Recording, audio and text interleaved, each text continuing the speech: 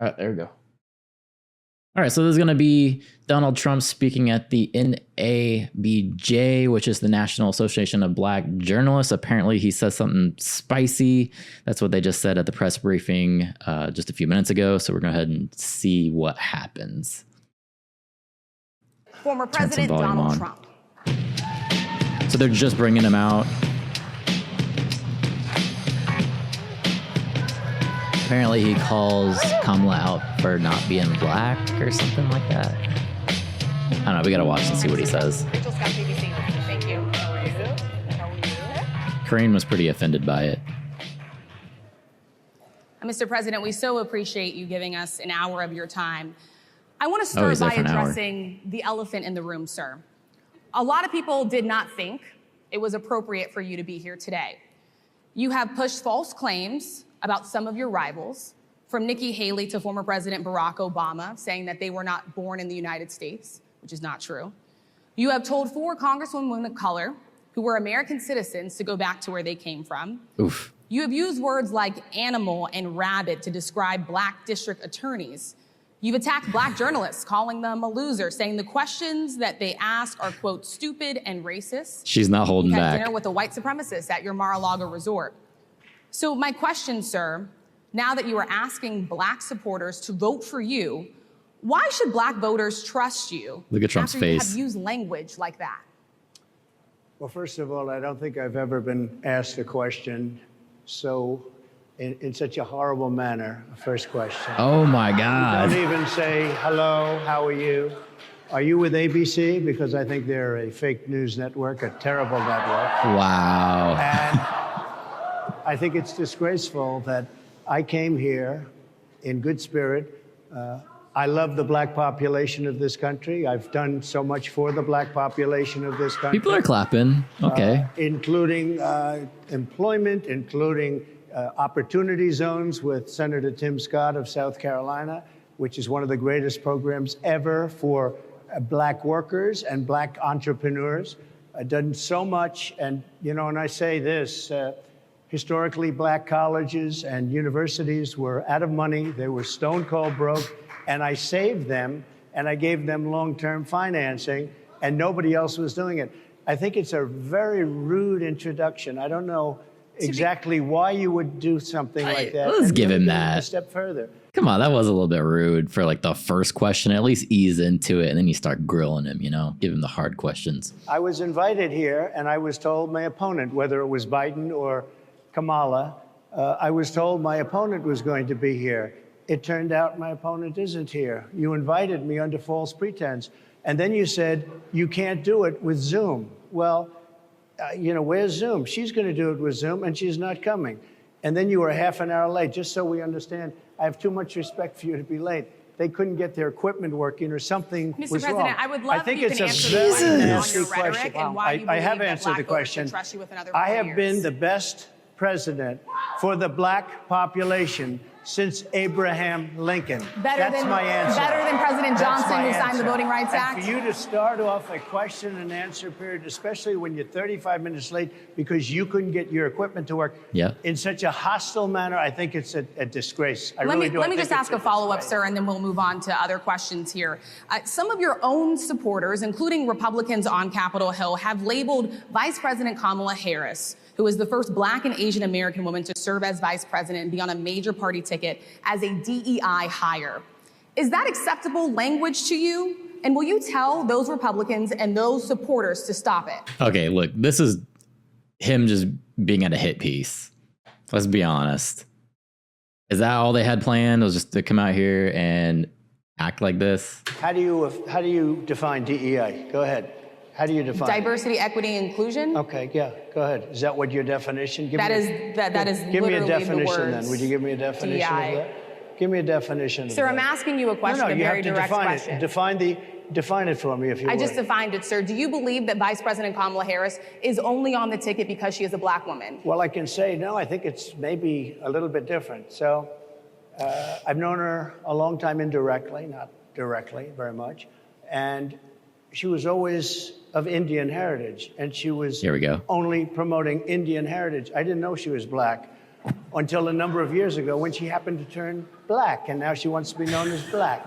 So I don't know, is she Indian or is she black? She has always identified as a black woman. She went to a historically black college. I respect either one, but she obviously doesn't, because she was Indian all the way, and then all of a sudden she made a turn and she became a black person. Just to be clear, sir, do you believe that she is somebody should look into that too. What is going on? Continue in a very hostile, nasty tone. It's a direct question, sir. Do you believe that Vice President Kamala Harris is a DEI hire, as some Republicans really don't have said? know. I mean, I really don't know. Could be. There are some, and there are plenty. I know this lady right over there, Harris, is a fantastic person who just interviewed me at length.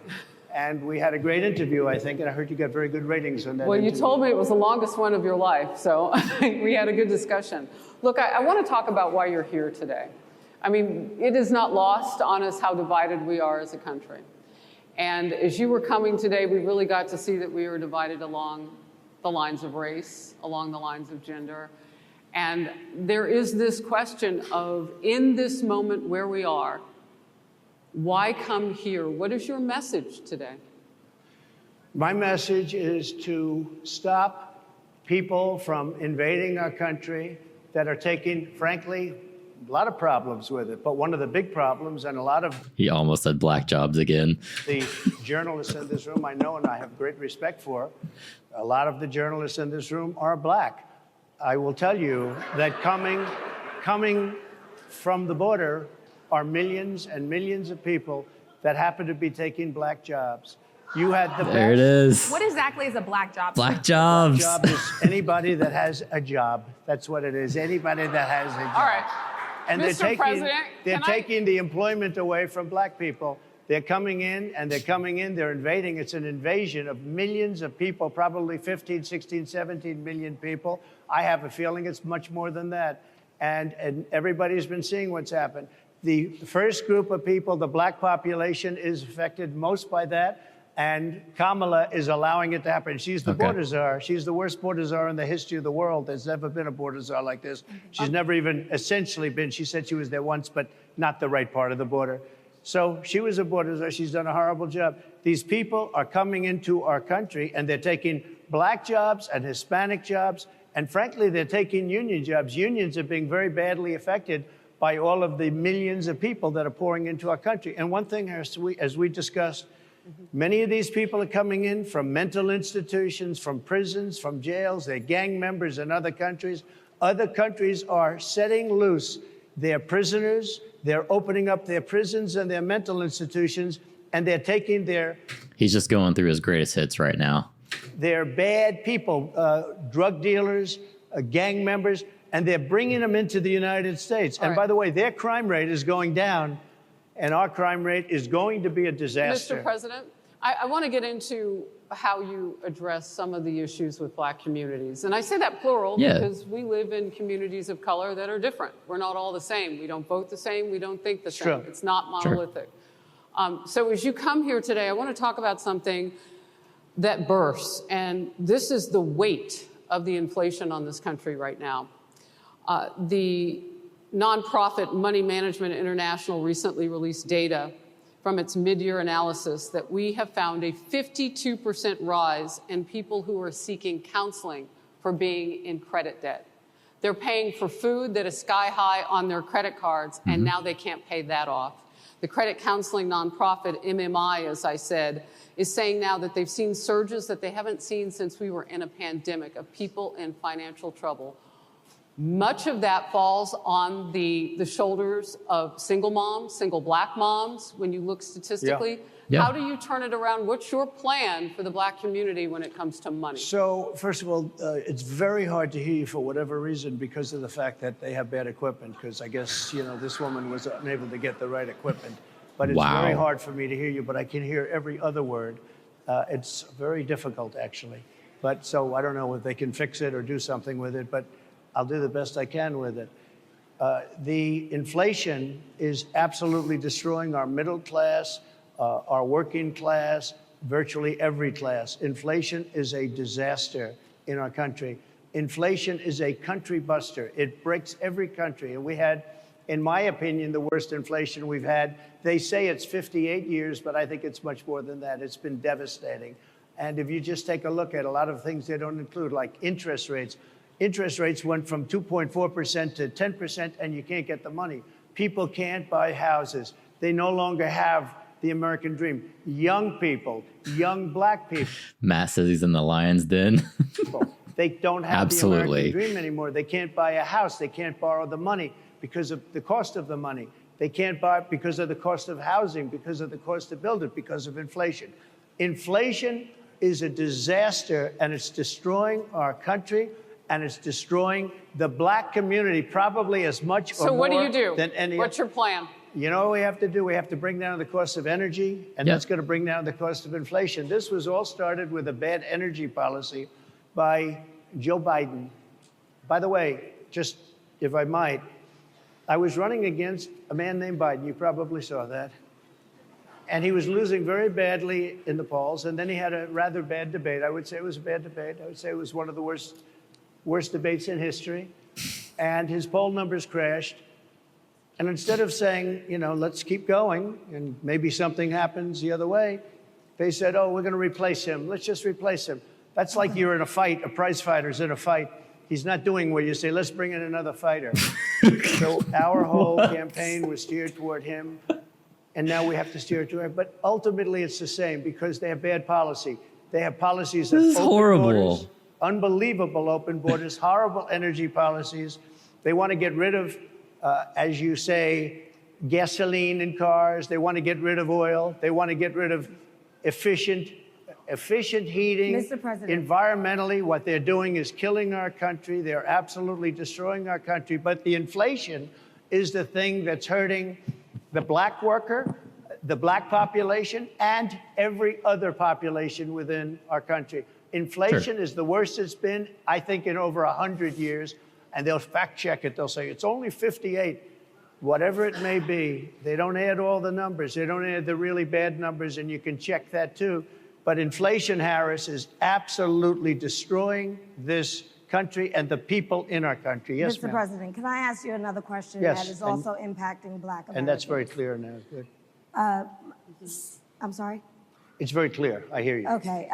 So Sonia Massey, someone from Illinois, an unarmed black woman, was shot the other day in her home by a deputy sheriff. The deputy has since been charged with murder. You've said police would get immunity from prosecution if you win. Why should someone like that officer have immunity, in your opinion? It's a good question. Immunity. I don't know the exact case, but I saw something, and it didn't look. Well, it didn't that's look not a good good look. to me. It didn't look good to me. Are you talking with the water, right? Yeah, well, police police unions are not backing this person either. Okay. But again, why would... They're going to be charging the officer. I guess they're charging the officer. So why should he receive immunity? Well, he might not. I mean, it depends. It depends on what happens. I'm talking about people that are much different cases than that. We need people to protect ourselves. And by the way, in Chicago, as an example, a few weeks ago, July 4th weekend, they had 117 shootings and 17 deaths. Nobody wants that. Nobody wants that. We need to have our police officers have the respect and dignity back. In this particular case, I saw something that didn't look good to me. I didn't like it. I didn't like it at all. So can you get a little more specific back to the immunity question? Who would make those Well, right now, distinctions? for the most part, people are protected by their unions, by their police unions, or by their police departments. But I'm saying if I felt, or if a group of people would feel that somebody was being unfairly prosecuted because the person did a good job maybe with crime, or made a mistake, an innocent mistake. There's a big difference between being a bad person and making an innocent mistake. But if somebody made an innocent mistake, I would want to help that person. What would those exceptions be? What would determine You an go innocent after mistake? somebody, and it's a very close call, and it's very dangerous. And you know, they have the policeman's life and woman is a very difficult thing because sometimes you have less than a second to make a life and death decision, and sometimes very bad decisions are made. They're not made from an evil standpoint, but they're made from the standpoint of they made a mistake. So I want to follow up really quickly. you know, I find it interesting because you do talk about reining in prosecutors, especially when it comes to prosecutors that are prosecuting you. Why doesn't that skepticism apply to law enforcement? Well, I've been prosecuted because I'm a political opponent of two people that have weaponized our justice system. I've been prosecuted. I just won the big case in Florida. Everyone said that was the biggest case. That was the most difficult case. And I just won it. Now, Biden has a similar case, except much worse. I was protected under the Presidential Records Act. Biden wasn't, because he wasn't president at the time. And he had 50 years worth of documents. And they ruled that he was incompetent, and therefore he shouldn't stand trial. And I said, isn't that something? He's incompetent and he can't stand trial, and yet he can be president. Isn't that nice? Mr. President, but they released him on the basis that he was incompetent. They said he had no memory, and he was a nice old guy, but he had no memory, and this said, is therefore, not a we're good not look going for to Trump. prosecute him. I won the case, and it got very little publicity. I didn't notice ABC doing any publicity on it, George. We cover you extensively, sir. I'd love to move over on to different topics. I didn't notice you do any publicity on it at all. I won the case, the biggest case. This is an attack on a political opponent. I have another one where I have a hostile judge. We have you for a limited time, sir. I'd love to move on to different topics. No, excuse you. You're the one that held me up at 35 minutes, just so you understand. If we can move on now to the state of the race, sir, I want to get back to the campaign. Senator J.D. Vance is your running mate. He's had a lot of controversy lately, and I want to read you a few things that he has said in the past. He said the Democrats running the country are a bunch of childless cat ladies who are miserable at their own lives and the choices they've made, and so they want to make the rest of the country miserable too. He's not talking here about how great it is to be a parent. He's attacking what he says are the choices people are making to not have children. Did you know that he had these views about people who do not have children before you picked him to be your running mate? And do you agree with him? No, I know this. He is very family-oriented, and he thinks family is a great thing. That doesn't mean he thinks that if you don't have a family, it's not. I know people with families. I know people with great families. I know people with very troubled families. And I also know people with no families. They didn't meet the right person. Things happen. You go through life, you don't meet the right person. But he's not just talking about families here. He also says that people that don't have children should get less votes than those that do. I'm just speaking for myself. Is that your campaign I think position? I'm speaking for him, too. He strongly believes in family, but I know people with great families. I know people with not great families that don't have a family, and the people without the family are far better. They're superior in many cases, okay? He's not saying they're not. What he's saying is that he thinks the family experience is a very important thing. It's a very good thing. But that doesn't mean that if you grow up and you grow older and you don't meet somebody that would be wonderful to meet and would have been good, that that's a bad thing. He's not saying that. My interpretation, you'll have to ask him, actually, but my interpretation is he's strongly family-oriented. But that doesn't mean if you don't have a family, there's something wrong with it. Just one last point, and then we'll move on. Just one of the bedrock principles of American life is one person, one vote. Senator J.D. Vance has suggested that someone who has children should have more votes than a person who does not have children. I just want to be clear here. Is that the position of your campaign? Well, no, but it's not something I have ever heard before. I can tell you this. Right now, you have illegal aliens coming into our country, many from prisons and many from mental institutions, and they want to give them votes. I don't think they should have votes. They came into our country illegally, and they're taking the vote away from all of the people in this room that have been here a long time, that have worked hard, that in many cases, and you'll see this happening, if I'm not elected, you're going to see it happen. If I am, you're not going to have any problem. She's so But you're going to pissed. see it happening a long time. You're going to see the people in this room and people outside of this room are going to be losing their jobs to people that have come into this country illegally. Mr. President, can we stay with just kind of the state of the race right now? Because I felt like that vice president question, candidate question was right in there with that. So let's talk about J.D. Vance for a little bit. He's had some stumbles out of the gate. I don't know if you're hearing what we hear as reporters, but it's been a tough couple of weeks for him. Why did you choose J.D. Vance? Why did you choose him? And I'm having a hard time hearing, too. I chose him everybody because, out there can, but it's hard I'll tell to you hear. why. I chose him because he's a very strong believer in work and the working man and woman, and especially the working man and woman who have been treated very unfairly, because you have many of them. many of them in this room. But you have many of those people, they were treated very unfairly. They worked very hard and they were treated unfairly. He wrote the book that became a bestseller. The movie became a smash hit.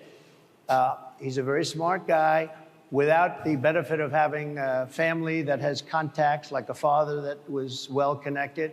He got into Yale Law School. He graduated in 2 years from Ohio State, summa cum laude. I mean, you take a look at, his career has been an amazing career.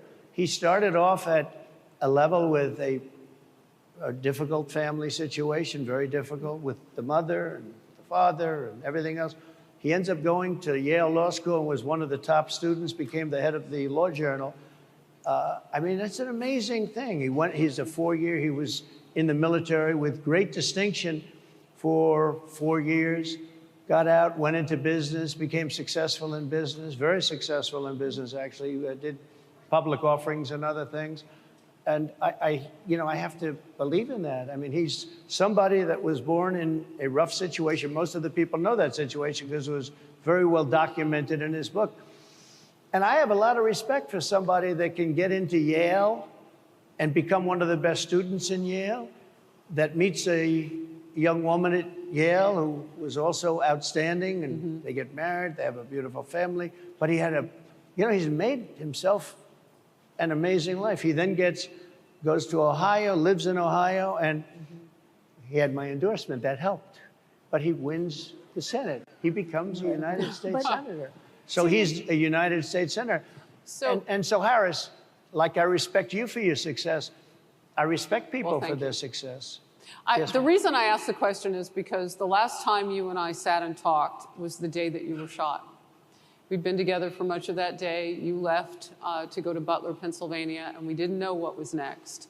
Yeah. And 2 days after that... I cannot understand. Your microphone I know, is so it is really hard for me to understand it's just, you too. I can understand you perfectly. Because she's closer. I can understand you. Happy to hear that. But I can't Really understand, Harris. Come on, dude. Because of the distance, and the mics are really in lousy shape, but I cannot understand Are you asking a question? what you're saying.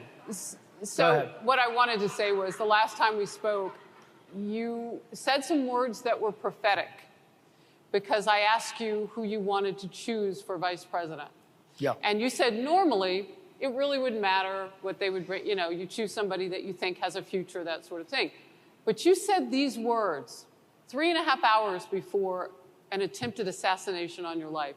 You told me that bad things happen, Harris. And that's why this decision is important this time. Bad things happen. You said it twice. When you look at J.D. Vance, is he ready on day one? Does he what? Ready on day one, if he has to be. I've always had great respect for him, and for the other candidates too.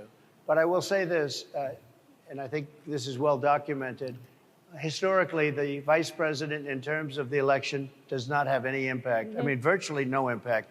You have 2 or 3 days where there's a lot of commotion as to who, like you're having it on the Democrat side, who it's going to be. And then that dies down, and it's all about the presidential pick. Virtually never has it mattered. Maybe Lyndon Johnson mattered for different reasons of what we're talking about, not for vote reasons, but for political reasons, other political reasons. But historically, the choice of a vice president makes no difference.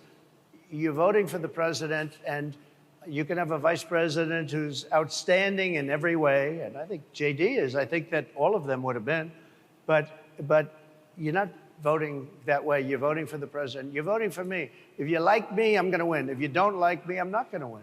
I'm going to get my J.D. Vance question in. J.D. Vance? I'm going to get my J.D. Vance question in. To your point and to Rachel's point, he, has a lot of opinions about childless women like myself or divorced people like yourself. Do you think, well, I mean, my point is here. But at least it was said in a friendly manner. My point is, do you think the Republican Party is getting a little bit too judgy about people's lives when you think about abortion or when you think about what J.D. Vance is saying?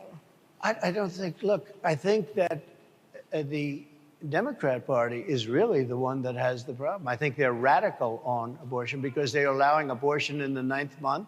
They're allowing the But I death. think it's They're about allowing freedom, the right? death of a baby after the baby is born, based on Sir, the that is governor illegal of Virginia. in every state in the That's country. Based on the governor of Virginia, Executing a they're baby in allowing the every death state of the in the country baby is illegal. after it's born. It's a They're allowing crime. abortions in the 8th and 9th month. Well, of Democrats pregnancy. have denied I think they're right. And I That's think the the thing. Republican Party is actually much less. I think I've made them much less radical, perhaps. But the Republican Party, what we're doing is bringing it back to the states where everybody wanted it. Democrats, Republicans, liberals, conservative, everybody wanted abortion brought back. They didn't want Roe v. Wade in the federal government. They wanted it, everybody But the wanted majority it of back. Americans oppose Excuse Roe me. v. Wade being They overturned. don't Multiple know polls have about showed that, this. sir. Right now, they're voting. It brought it back to the states. Now, I happen to believe in the 3 exceptions. Ronald Reagan believed with rape, incest, life of the mother. I do. I think most people do. I think most Republicans do also. But if you take a look, right now they're doing, it's an amazing thing, out of the federal government, it's in states, and people are voting. And I will say, Ohio is, let's call it a more liberal version, has been approved. Kansas, the same thing, a little bit surprising to a lot of people.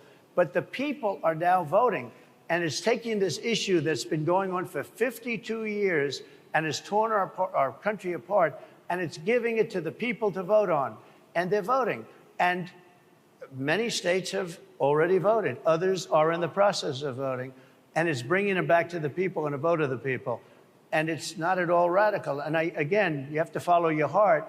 I happen to believe in the 3 exceptions. Most people believe in the 3 exceptions. Most Republicans believe in the exceptions. But they don't want to see an abortion in the 9th month or the 8th month. Almost everybody agrees to that. And they certainly don't want to see, in the case of the governor of Virginia, the former governor, I might add, who said, we set the baby aside and then we decide what to do. Meaning, what do? We execute the baby. That's a radical, horrible position. And some people want that. I don't want it. Most people don't. Thank you. Can I just pivot really quickly to another question about, you brought up health, Harris. You're an active man. We see you golfing all the time. But if you win, you'll still be president at 82, which is older than Biden is right now. But not mentally. Look, mentally. Here's the question.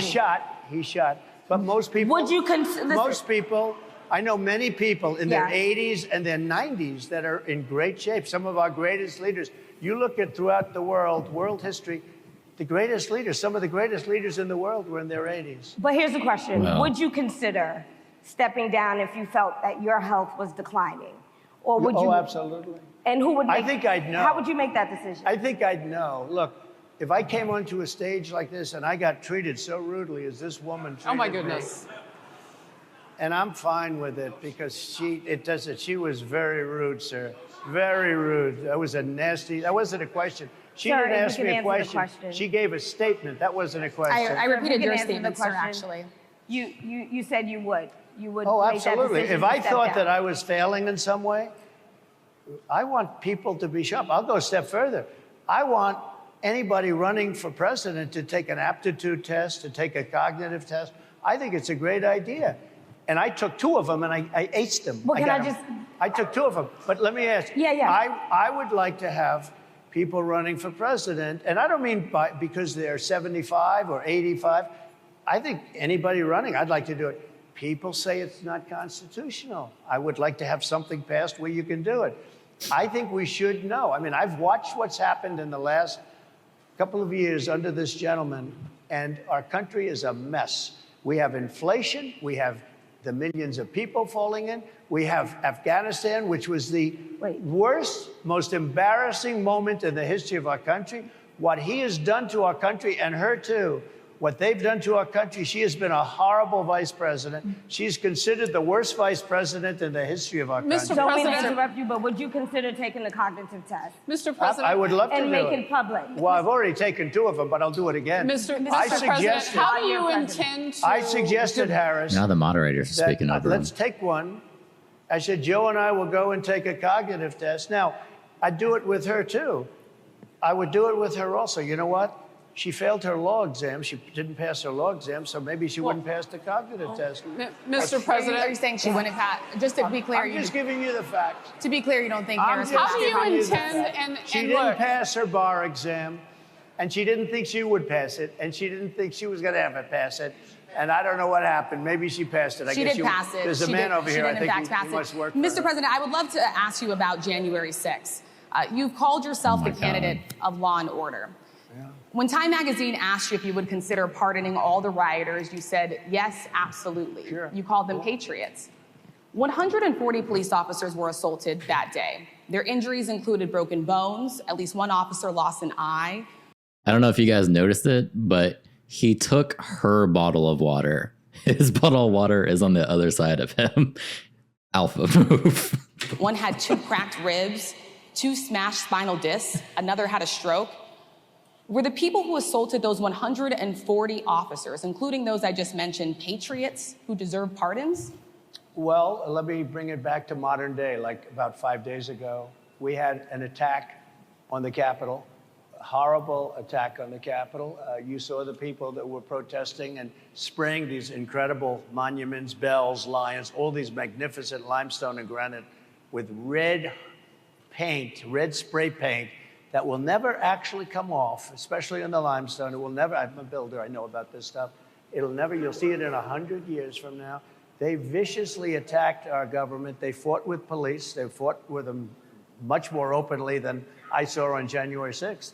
What's going to happen to those people? What's going to happen to the people in Portland that destroyed that city? But sir, my question is on those. What's going to happen to the people that tried to burn My question is on those rioters who assaulted officers. You have to would you pardon those people? What's going to happen? Oh, absolutely, I would. You would pardon those? If they're innocent, I would pardon them. They've been convicted. And by the way, the Supreme Court just well, they were convicted by a very tough system. How come the people that tried to burn down Minneapolis, how come the people that took over a large percentage of Seattle, how come nothing happened to them? How come the people sir, we're talking about people that were seen beating officers with flagpoles, dragging them down the stairs. They're on video. Have you seen that video, sir? Oh, really? Well, they you would pardon those rioters? They shot a young lady in the face who was protesting. They shot her in the face. You know, nobody died that day. You do know that. But people died in Seattle.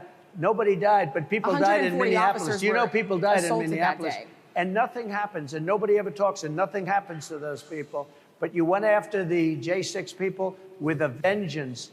And I'll tell you what about the cops that were, and I'm all for the police, as you know, but what about the police that are ushering everybody into the Capitol? Go in, go in, go in. What about that? Look, nothing is perfect in life, but you have people from Minneapolis, you have people just from 5 days ago in Washington, D.C. They were having fistfights and fighting with the police. They were spraying and destroying. They were desecrating our monuments in Washington, D.C. 5 days ago, and nothing happened to them. And you can't have two systems of justice. That's why they went after me as a political opponent, because they felt they couldn't win without doing that. And we're going to win our cases, and we're going to be vindicated. But I have to spend a lot of time on that, and money. That's what they want. After the election, they won't care. Although in my case, I think they probably will, because the hatred is pretty deep. But I'll tell you, they went after me as a political opponent. That's never happened in our country before, and it sets a terrible, terrible precedent. What do you do on day one if you win? What's your first thing? What do? I close the border. And I do two things, because I can do a lot of things simultaneously. I close the border. We don't want people coming in. We want people to come in, Harris, but they have to be vetted. They have to be checked. They have to come in legally. I want people to come into our country, but they have to be vetted. They have to be checked. So when you say, what do? That, and I drill, baby, drill. I bring energy way down. I bring interest rates down. I bring inflation way down so people can buy bacon again, so people can buy a ham sandwich again, so that people can go to a restaurant and afford it. Because right now, people can't buy food. Your grocery bills are up 40, 50, 60%, right? She's agreeing to me. Oh, she's agreeing. Thank you. I like you very much. Mr. President, I think we are. But it's true. Your grocery bills are up. And then they're mandating that you buy an all-electric car. You know, Elon Musk endorse me. And he's California. a friend of mine. He's a good guy. He's a smart guy. But I'm against everybody having an electric car, okay? I'm very much against that. You have to be able to, if you want a hybrid or if you want a gasoline-propelled car. But, you know, we have more liquid gold, gasoline, oil, under our feet than any other country. More than Saudi Arabia, more than Russia, more than any other country. I want to use it. I want to use what we have. I want to bring down prices, bring down costs, and I also have to stop the invasion. And remember, they're taking your jobs. These people coming in are taking your jobs. Project 2025. I think we have to leave it there by the Trump team. All right. So leave it. That is the last word. Thank you so much, Mr. Trump, for coming today and joining us. Well, thank you very much. They've been telling us. Thank you. Thank you, everybody, very much. Great honor. Thank you, Mr. President. Thank you. That's it. NABJ will email about details like that. regarding a conversation with Vice President Kamala Harris in September. Wow. That was a total shit show. That was, I mean, I knew it was going to get spicy, but that was bad. That was worse than what I thought was going to happen.